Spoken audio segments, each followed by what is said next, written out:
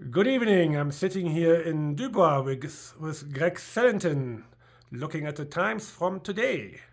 Yeah, today I'm behind the camera and Sebastian's holding the camera. So we're just going to go over a little bit of the happenings today. We got to the trailhead today and it was unusually calm, but that only lasted about an hour. And then the wind, it gradually picked up like someone was turning up a volume knob on the wind very slowly. And by the time the first teams went out, it was a full on kind of ground blizzard. By the end of the day, as we were packing up to leave, it was frozen snow and hail, and you couldn't even see. It would sting your eyes. But the teams did really well today. Some of the teams were faster. Some of them were slower.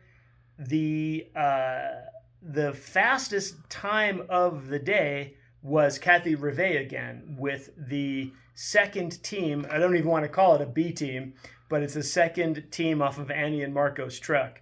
Kathy told me early in the race that they're none of her dogs. She's running their dogs, of course, and she had her famous leader John Deere in lead today, and she had a very clean run. So she was, let me get this right, she was almost 2 minutes faster than Annie today. Now Annie's got a very comfortable lead, so she has nothing to worry about. But Kathy had a super clean run with 10 dogs, and really kind of burned up that trail. That was pretty amazing to see. Stefan Waugh is still holding on to third.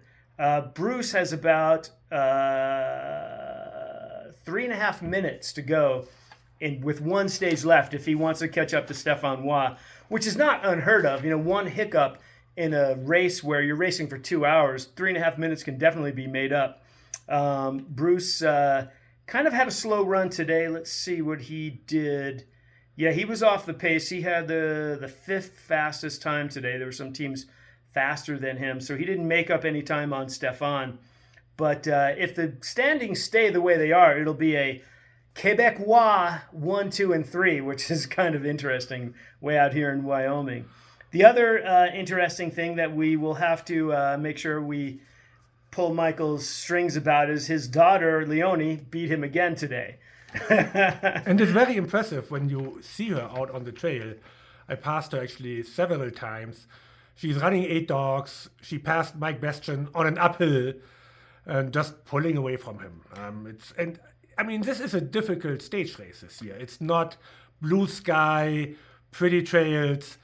She's 14 years old. It's her first stage race, and she's getting the full spectrum handed. Yeah, full kudos to her, because this isn't the kind of trail where you can just let your dogs go. There's wind drifted, berms that go across the trail, and you never know if you hit those, if your dogs are going to climb over them or they're going to plow right through. You don't know if it's solid snow or not. So there's a lot of dog team management involved in this race. Her and the other teenager, Liam, they're doing it great. And especially Leonie, she's only run 8 dogs, I believe, the entire race every day. And today she was the only one with 8. She had the fewest dogs today, and she had the seventh fastest time today, which was pretty amazing. She finished about 3 minutes faster than her dad, Michael, who had 10 dogs. So, But that being said, the Lander stage is incredibly hilly, yes, coming back at the end. So weighing less definitely helps. yeah, No offense, but looking at Bruce, he's by no means lightweight, and it shows in stages like this.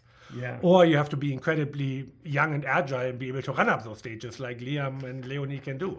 Yeah, that is speaks to the quality of Bruce's dogs. First of all, he's got two teams, near the top in the standings, or one, somewhat mid-pack, and he's fourth in the standings. And Bruce doesn't work like these teenagers work, or like some of these other younger mushers work. He does pedal. I've seen him pedal, but his dogs are phenomenal for being able to do that kind of those times that he's been running. Today was a challenging day. And yesterday here with the wind blowing, even riding the snowmobile out to the midpoint of the trail to take pictures. There's spots where I've got to stop the snowmobile and look around and go, "Where's the trail?" And I didn't hear today of anybody getting off trail.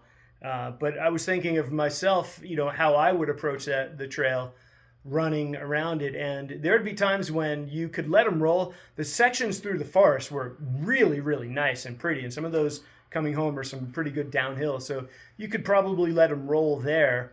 But there's other sections where you really got to kind of slow them down a little bit because you could pile up a dog team pretty fast.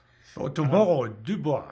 Dubois, as they say. Dubois, I guess I say here. I'm what's the trail like in Dubois, Sebastian? J.R. Anderson kind of gave a little recap today.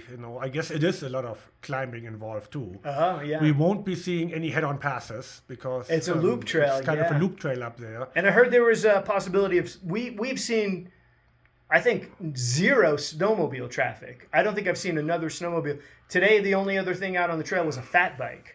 A fat mountain bike, but I heard it might be different in Dubois. Yeah, it might be different here. I think I saw a few actually in the Pinedale stage, but yeah, very little.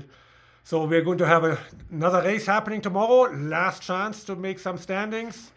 I would say the first place is pretty solidified, but between 2 and 4, there is still some action happening.